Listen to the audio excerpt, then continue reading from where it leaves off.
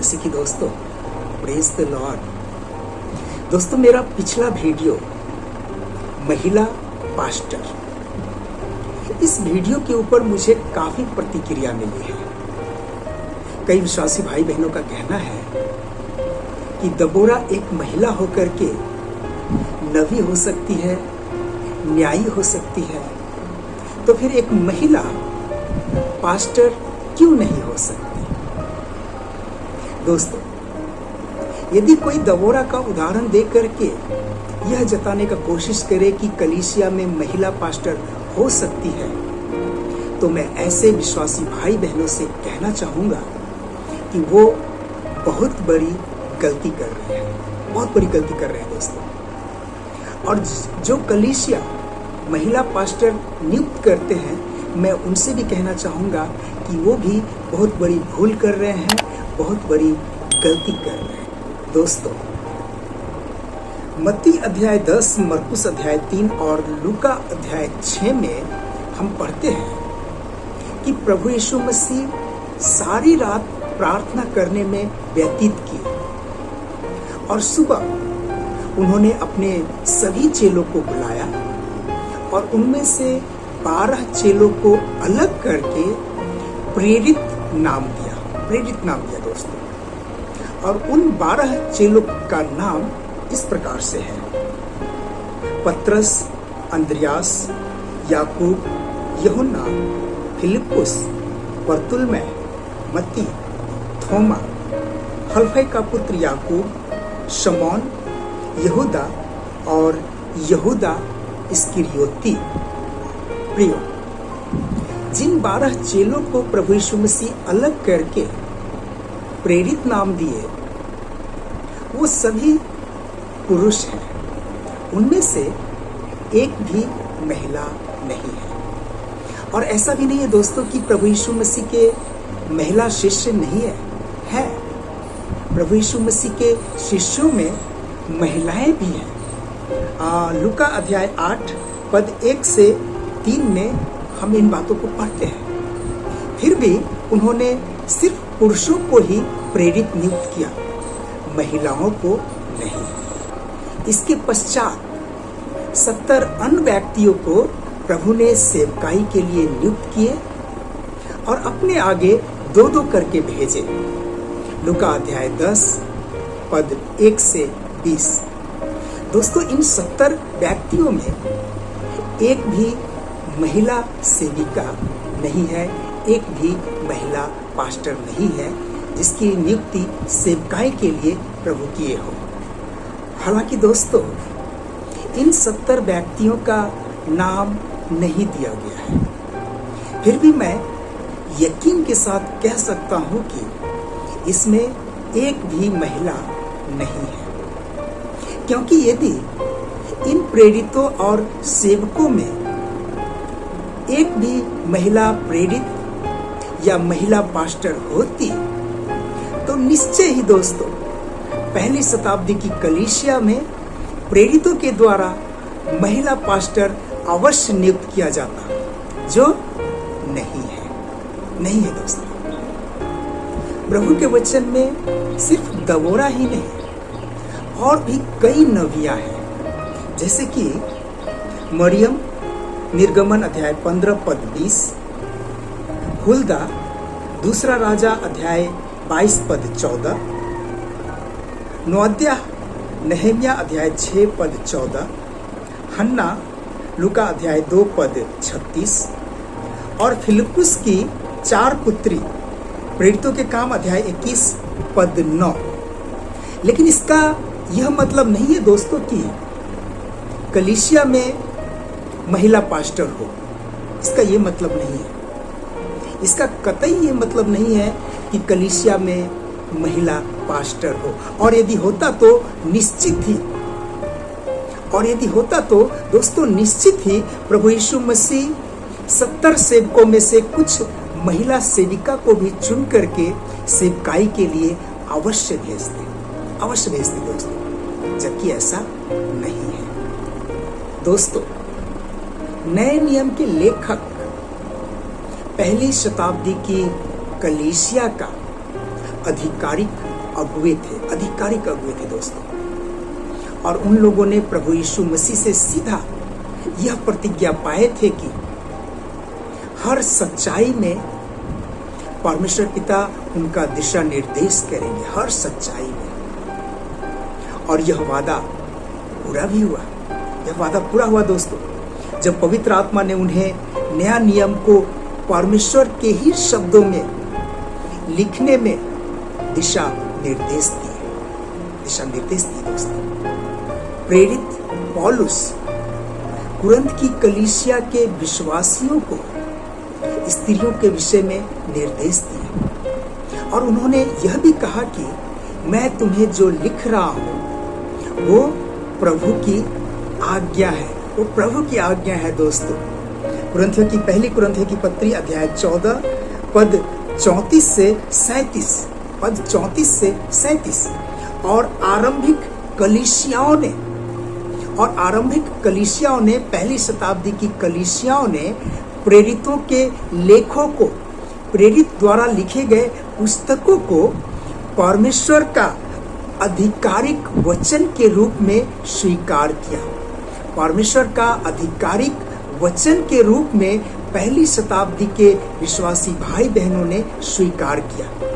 दोस्तों, प्रेरितों ने जो भी पुस्तकें लिखी है नया नियम में, उन सभी पुस्तकों को पहली शताब्दी के जो भी हमारे विश्वासी भाई बहन थे, उन सब ने उन सभी पुस्तकों को परमेश्वर का आधिकारिक वचन के रूप में स्वीकार किया दोस्तों, मेरे प्रिय भाइयों और बहनों, आज कुछ कलीसियाओं का ऐसा कहना है कि पौलुस ने स्त्रियों के विषय में जो निर्देश दिए हैं वो उनका अपना नियम है।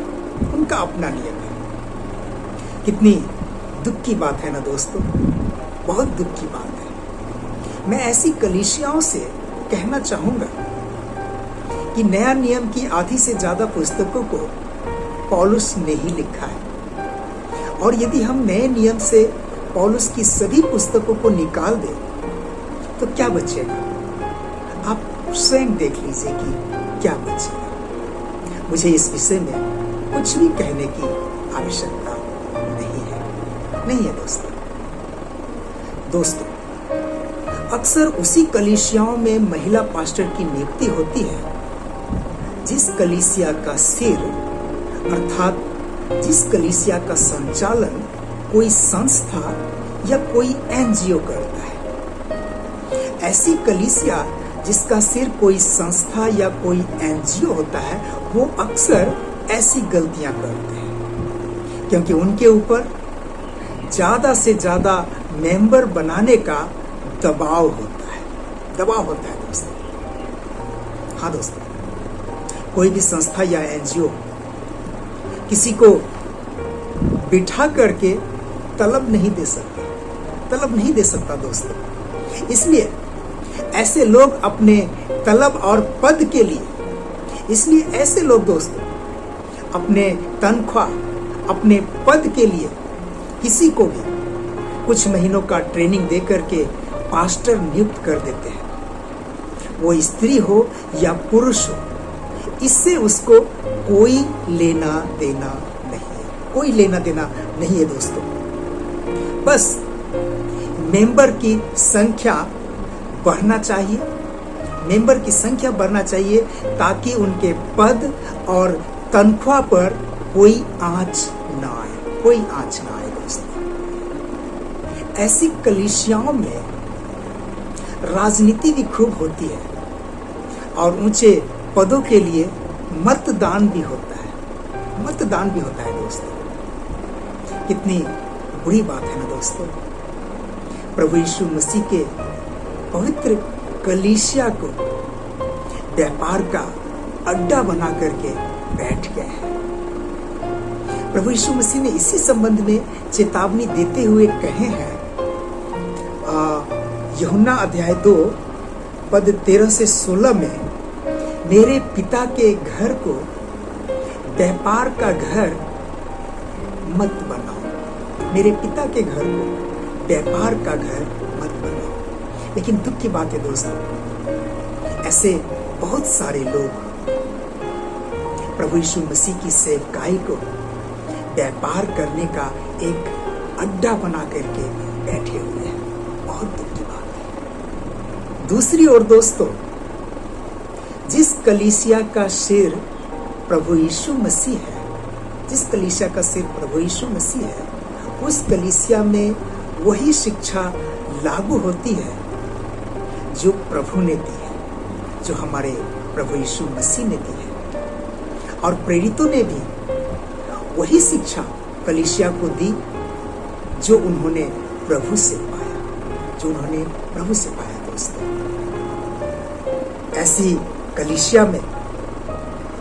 कलीसिया में दोस्तों मेंबर नहीं होते, ऐसी कलीसिया में मेंबर नहीं होते, बल्कि नया जन्म प्राप्त किए हुए विश्वासी भाई बहन होते हैं, जो तलब लेकर के तनख्वाह लेकर के काम नहीं करते, बल्कि अपनी निजी संपत्ति से प्रभु की सेवा करते हैं, अपनी निजी संपत्ति से प्रभु की सेवा करते हैं। दोस्तों, प्रभु की कलीसिया यही है दोस्तों, प्रभु की कलीसिया। प्रभु की कलीसिया में दोस्तों कोई पद नहीं होता, जैसा कि संस्थागत कलीसियाओं में होता है। प्रभु यीशु मसीह ने इस प्रकार से कहे हैं मत्ती अध्याय 23 पद 8 से 10 में, परंतु तुम रब्बी न कहलाना, क्योंकि तुम्हारा एक ही गुरु है और तुम सब भाई हो।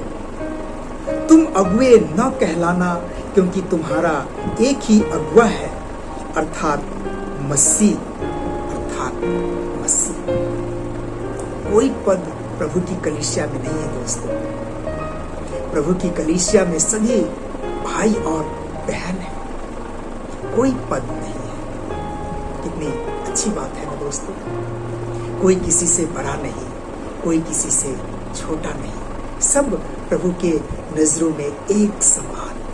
कितनी अच्छी बात है। परंतु संस्थागत कलीसियाओं में अपने नाम के आगे pastor, bishop, arc bishop, reverend जैसे पदों को लगाना आदर की बात समझते हैं, परंतु ऐसा करके वो प्रभु का निरादर करते हैं दोस्तों, प्रभु का निरादर करते हैं। उसके लिए प्रभु की आज्ञा कोई मायने नहीं रखता दोस्तों। इसलिए ऐसे लोग महिला पास्टर की नियुक्ति करते हैं, दोस्तों, मेरे प्रिय भाइयों और बहनों, प्रभु की कलीसिया में कोई राजनीति नहीं होती और ना ही पदों के लिए कोई मतदान। प्रभु की कलीसिया में वही शिक्षा लागू होती है जो प्रभु ने दी है और उनके प्रेरितों ने सिखाया है। वही शिक्षा प्रभु की कलीसिया में लागू होती है दोस्तों, हमेशा याद रखिएगा। प्रभु की कलीसिया में वही शिक्षा लागू होती है जो प्रभु ने अपने प्रेरितों के द्वारा हमें दी है। दोस्तों, अंत में मैं एक सवाल आपसे करना चाहता हूँ। यूहन्ना अध्याय 15 पद 14 में हमारे प्रभु यीशु मसीह कहते हैं, जो आज्ञा मैं तुम्हें देता हूँ, यदि तुम उसे मानो तो तुम मेरे मित्र हो। और यदि हम प्रभु की आज्ञा को न मानते हुए उन कार्यों को या उन शिक्षाओं को कलीसिया में लागू करूं, तो मैं क्या हूं, मित्र या शत्रु? आप स्वयं निर्णय लीजिए। प्रभु हम सब को आशीष प्रदान करे। आमीन। दोस्तों, यदि मेरा यह वीडियो आपको अच्छा लगा हो, आपने अपने जीवन में आशीष पाए हो, प्रभु के वचन से कुछ सीखे, तो जरूर दोस्तों सब्सक्राइब कीजिए, लाइक कीजिए, कमेंट कीजिए। अपने दोस्तों के साथ, विश्वासी भाई बहनों के साथ शेयर भी कीजिए। फिर मिलते हैं दोस्तों अगले वीडियो में। तब तक के लिए प्रभु आप सबको सुरक्षित रखे।